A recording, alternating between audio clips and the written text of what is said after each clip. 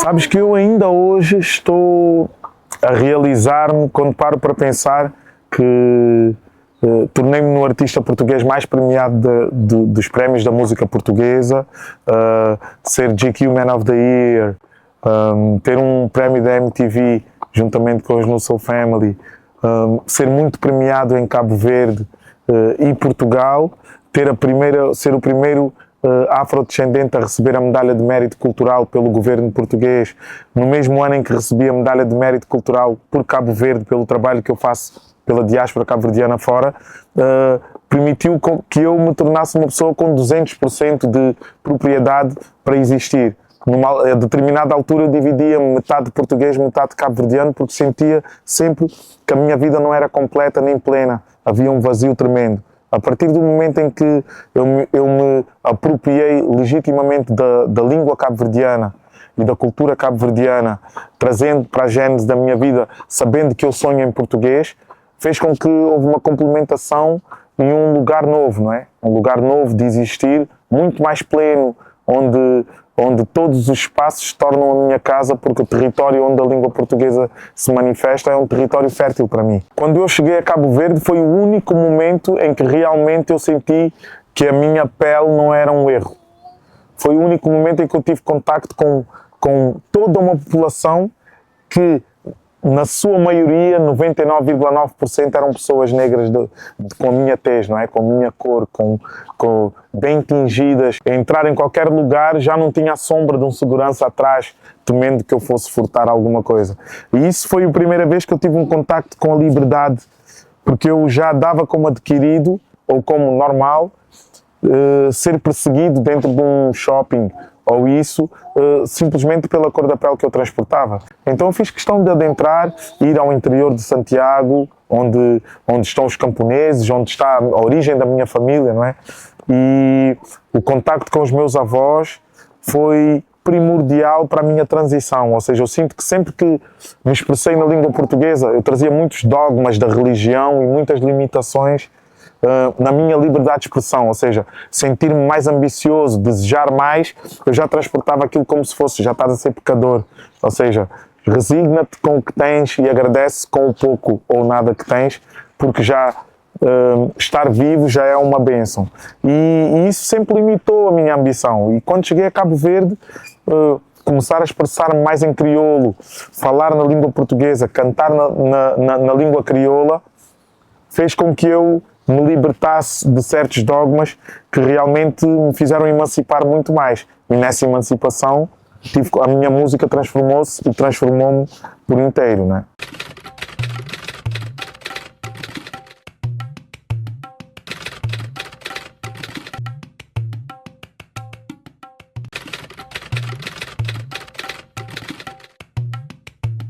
Todo mundo conhece uma pessoa que mais pessoas precisam conhecer.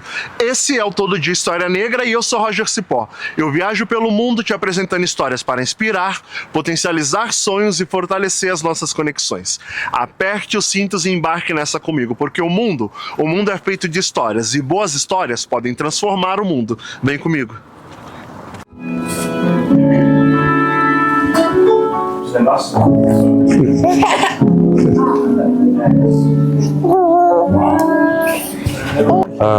O meu nome é Dino de Santiago, nasci no sul de Portugal em 1982. Meus pais são dois cabo-verdianos que emigraram para Portugal. Viemos viver num bairro o que no Brasil seria equivalente a uma favela. Aqui nós chamávamos de bairro de lata, pois todas as casas, os telhados eram feitos de chapa de zinco e as paredes eu chamava de paredes de papel, porque eram contraplacado, não é? E então a água do mar entrava pela nossa casa, porque era muito próximo do mar, e para mim aquilo era para os meus pais era um cenário de terror, porque estragava as mobílias, não é? Que havia muita escassez, e o pouco que tínhamos, por vezes, o mar levava. Mas para mim era uma aventura, é como se eu estivesse num filme, né? Uma criança, e de repente a água do mar entrou em nossa casa, trazendo todo o lixo que havia na rua. Enfim, foi uma infância difícil. Nós não tínhamos água potável em casa, tínhamos que ir buscar, nós dizíamos buscar água a uma bica, e nesse lugar eram muitas as pessoas que também tentavam puxar água para casa com as suas mangueiras, e havia esse conflito logo territorial pela água.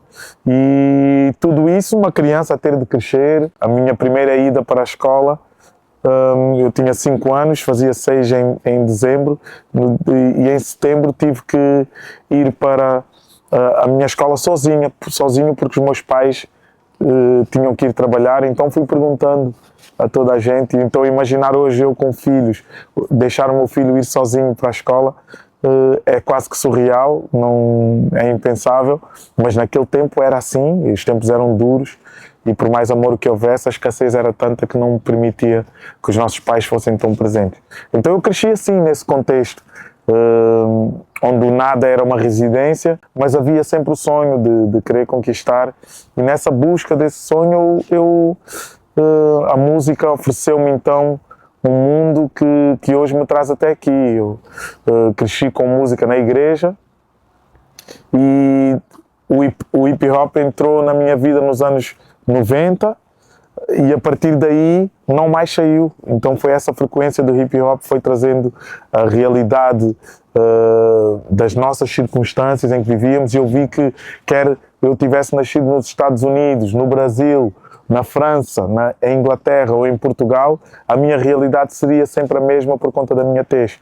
E isso foi forte, isso bateu ali na infância, mas só agora como adulto eu percebo a importância de ter tido espelhos e pessoas em quem me espelhar, desde Tupac Shakur, B.I.G., depois ali em 99 chegou-me através de um grande amigo do Brasil, que é o Kaká de Resende, levou-me Racionais, e já ouvíamos muito Gabriel Pensador por cá. Então foi assim um universo que transformou a minha vida, por isso respeito muito o que o hip hop me deu. E com isso fui crescendo, fui desenvolvendo também as minhas capacidades na pintura, na escrita, e ganhei mundo com isso. Entrei num programa de TV para jovens cantores, aí tornei-me mais conhecido em Portugal em 2003, e depois daí ingressei numa banda que se chama Expensive Soul, uma banda de soul no Porto, que é o norte do país. Com eles permaneci 15 anos e foi quase que o meu estágio, foi a minha faculdade, o meu doutoramento, ou seja, mestrado, doutoramento, foi tudo, aprendi muito lá. Mas senti necessidade de contar a minha própria narrativa, e isso fez com que eu viajasse até Cabo Verde e procurasse mais pelas minhas raízes, entendesse as claves, os ritmos, mais do que somente o senso comum que me havia chegado a casa. E nesse encontro com Cabo Verde, aí nasceu o Dino de Santiago. Até ali era Dino, mas ali de Santiago porque é a ilha dos meus pais, e os ritmos que eu passei a trabalhar foram os ritmos que foram censurados pela colonização, pelo Império Português, ou seja, o batuque e o funaná. Duas claves muito africanas, mas que traziam muitos lamentos, traziam muito da revolta que as pessoas negras sentiam, eram exorcizadas nessas canções. Então a corte portuguesa proibiu esses géneros até ao fim do colonialismo, que foi em 1975. E isso fez com que eu pegasse nesses ritmos e os transpusesse para energia contemporânea e eclética e mais etérea que o Ocidente me ofereceu, transformando e trazendo mais a música eletrónica. Oi, filha! A música eletrónica para ser um tempero novo. E nesse mundo novo criei realmente um mundo novo, que como dizemos em Cabo Verde, na criação desse mundo eu tive a oportunidade de conhecer a Madonna, que veio viver para Portugal a determinada altura, e as pessoas que a conheciam levavam-na muito para o universo do fado. E a partir do momento que nós cruzamos o nosso caminho, eu estava cantando uma música de Cesária Évora, e ela era muito fã de Cesária Évora, e nesse momento a nossa aliança ficou ali durante 2 anos. Eu apresentei-lhe tudo o que são as sonoridades que saem de Cabo Verde, Angola, Moçambique, Guiné-Bissau, São Tomé e Príncipe, Brasil, do mais acústico ao mais eletrónico. E ela, dessa viagem, de várias festas que foram sido feitas aqui em Lisboa, criou um álbum que se chama Madame X, e foi um álbum criado com essa circunstância de expressão da língua portuguesa e dos ritmos que dela advêm, dos vários quadrantes. Foi um momento em que muita gente no país passou a conhecer-me melhor, muita gente lá fora, ela fazia sempre questão de mencionar o meu nome, e começou a surgir um interesse internacional das pessoas pelo meu trabalho, e isso fez com que eu pudesse abrir muitas portas. Há um sol que nunca diz adeus. Mesmo que o chão desabe, mesmo que a vida cale, o coração insiste em ser. Somos parte do infinito, um pedaço do bendito horizonte a florescer. Sempre trabalhei muitas questões sociais, a questão da igualdade e do racismo, que não é muito declarado e não é muito evidente na sociedade portuguesa, nas minhas canções, na minha arte, e isso fez com que agentes políticos sempre me tentassem envolver nas dinâmicas e decisões do país. Hoje falamos no momento em que eu tomei posse como comissário da igualdade e luta contra a discriminação racial, um movimento que se acentuou com a chegada do povo brasileiro a Portugal, tornando-se o maior grupo estrangeiro imigrado em Portugal. Depois, anteriormente era Cabo Verde, eram os cabo-verdianos, e o Brasil veio de se tornar Cabo Verde nesse sentido, e ainda bem, porque trouxe muitas narrativas de como viver na sociedade e com o exercício de cidadão bem aplicado.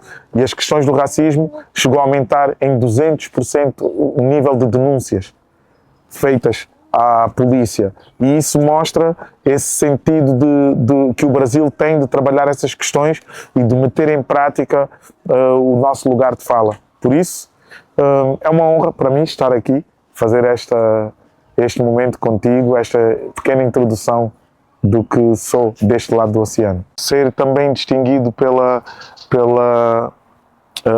Nações Unidas como um dos 100 afrodescendentes mais influentes do mundo, foram coisas que mexeram muito comigo. Mexeram de tal forma que eu peguei em todos esses prémios que recebi e levei para a primeira escola onde estudei, em Quarteira, onde mais de 40 nacionalidades estão representadas nos alunos que lá estão. E então eu quis que eles soubessem e tivessem um contacto direto com todos esses prémios, para saberem que eu sonhei ali. Tudo o que sou hoje veio de um sonho, e não permitir que os sonhos morram foi o que me manteve e me trouxe até aqui, e agradeço muito por isso. Eu posso dançar, mas carrego no silêncio o dia inteiro para cantar.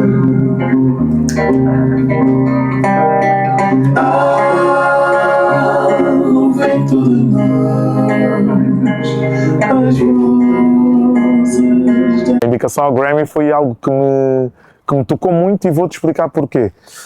Todos os prémios que eu venci até hoje, eu nunca tive a coragem de me apropriar muito deles, porque nunca me achei tão merecedor.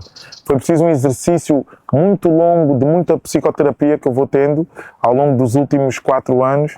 Desde que o meu primeiro filho nasceu, o Lucas, eu tenho me aprofundado muito na psicoterapia, e não só, na holística também, vou fazendo medicina de vez em quando, e o contacto com o candomblé mudou radicalmente a minha vida em Salvador da Bahia também.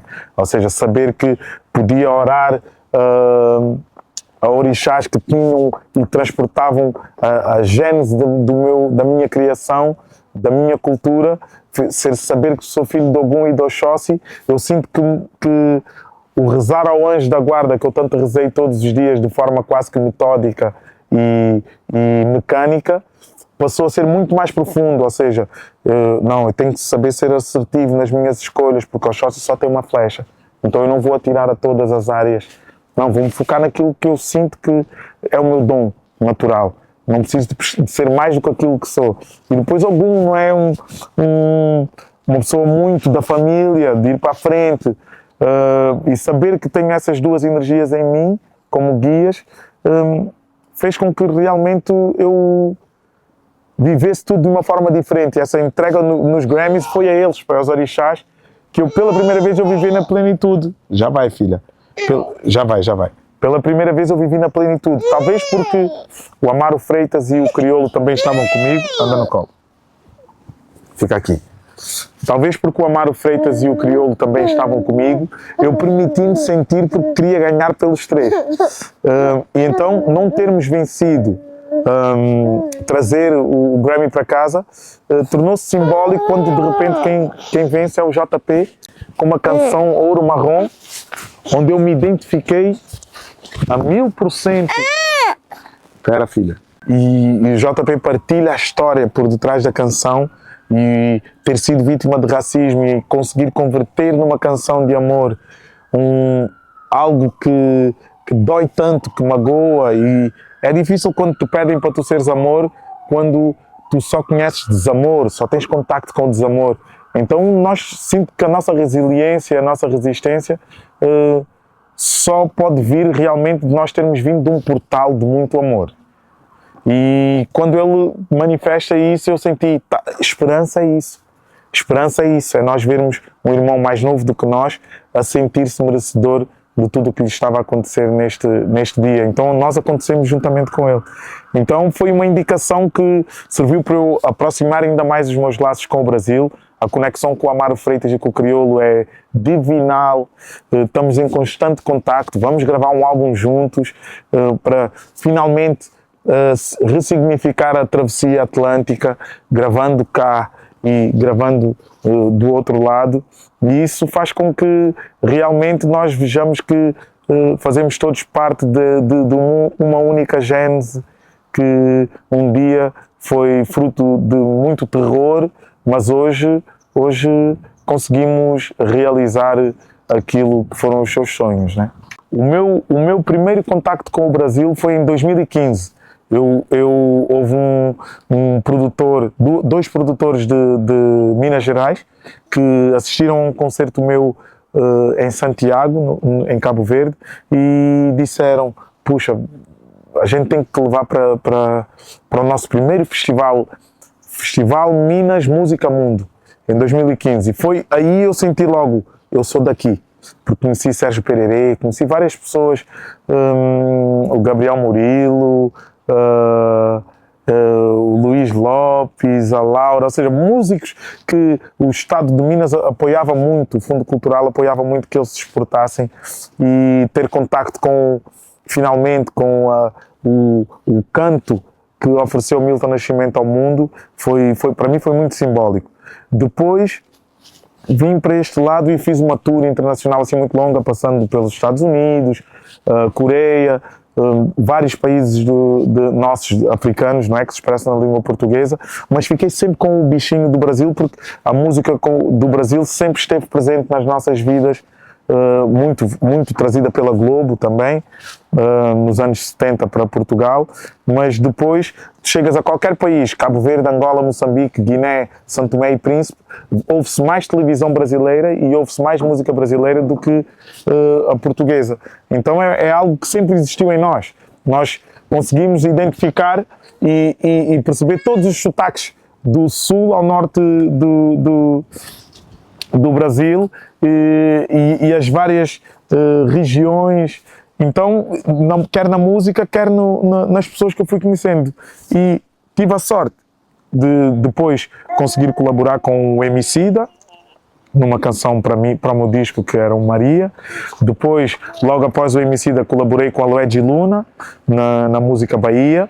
Aí sim, depois do meu contacto com Salvador, que me foi incentivado pela Jamila Ribeiro e pela Grada Quilomba, e o Hélio Menezes, que disseram, Dino, estás aqui, tens que ir viver o 2 de Fevereiro em Salvador, porque eu vinha muito cansado e muito dorido de Portugal.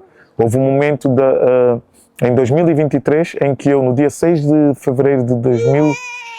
janeiro de 2023, eu questionei o hino português, por o achar muito bélico e colonizador. Mas para levar a uma reflexão, ou seja, gritando às armas, contra os canhões, marchar, marchar, num mundo em que nós pedimos muito e imploramos por paz e amor, eu achei que não, o contrassenso era gigantesco e levar à reflexão era o mínimo, não é? Vários hinos já mudaram muitas coisas que tinham, que não deixaram de fazer sentido a determinada altura. E fui muito, vai fazer o hino da Guiné, vai fazer o hino do Cabo Verde, no nosso não tocas, vai para a tua terra.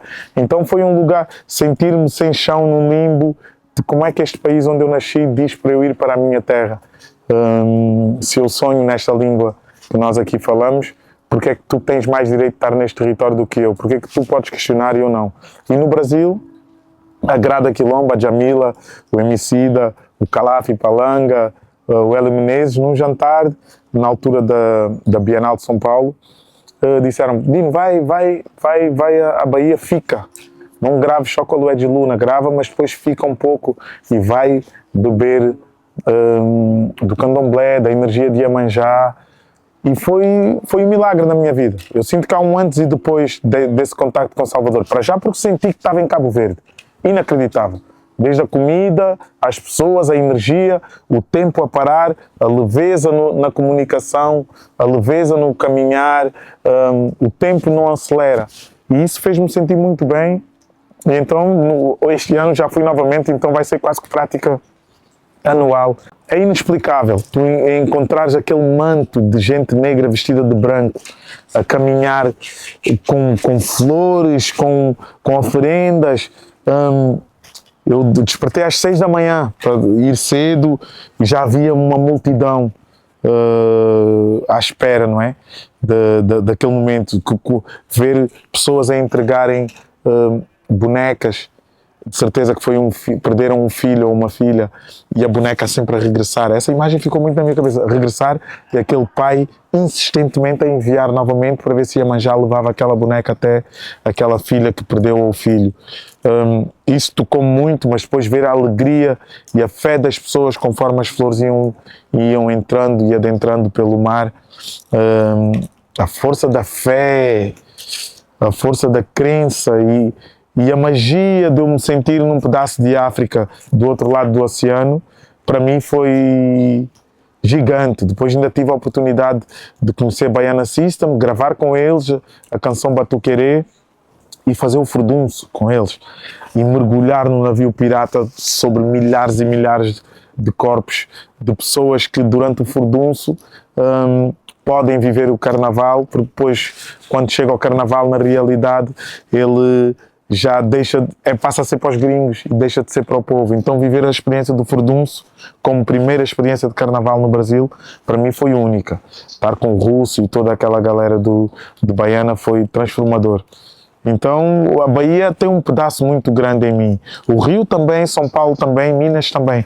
Mas sinto que a Bahia é uma casa que eu tenho fora de Cabo Verde ou de Portugal. Fogo lento, eu cozinho a dor, transforma as cicatrizes num prato de sabor.